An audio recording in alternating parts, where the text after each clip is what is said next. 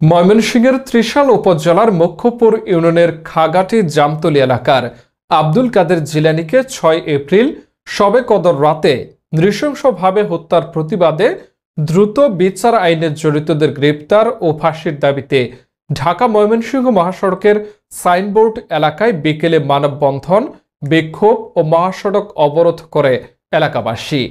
এ সময় ইউপি সদস্য ও জিলানীর পরিবার সহ কয়েক এলাকার লোকজন উপস্থিত ছিলেন। গত শবে কদর রাতে জিলানী তার পিতার কবর জিয়ারত করতে গিয়েছিল।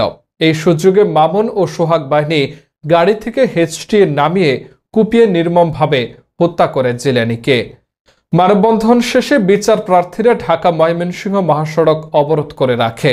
পরে আইন শৃঙ্খলা বাহিনী দ্রুত আসামি ধরার আশ্বাস দিলে বিক্ষোভকারীরা অবরোধ তুলে নেয়।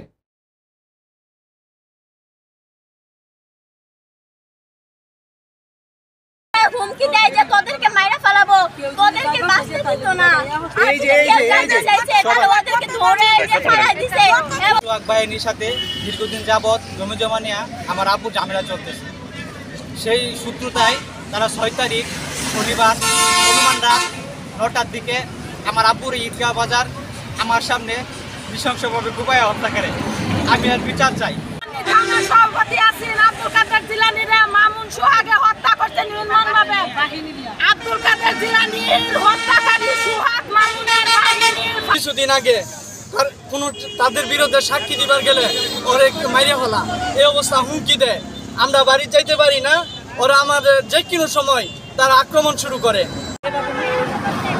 আমার বাড়ি আমার খাবার বস্ত্র বাসস্থান কোনো কিছু নেই, সবকিছু সোহাগ বাহিনী এবং মামুন বাহিনী নিয়ে গেছে। জানি না আমি এখন কি করবো, কোথায় যাবো, আমার কোনো কিছু নেই, আমি সবকিছু হারিয়ে যাচ্ছি। সোহাগ বাহিনী এবং মামুন বাহিনী কিন্তু আজ দুঃখের ব্যাপার, আজ পর্যন্ত আজকে 15 তারিখ একটা আসামি ধরা পড়ে নাই।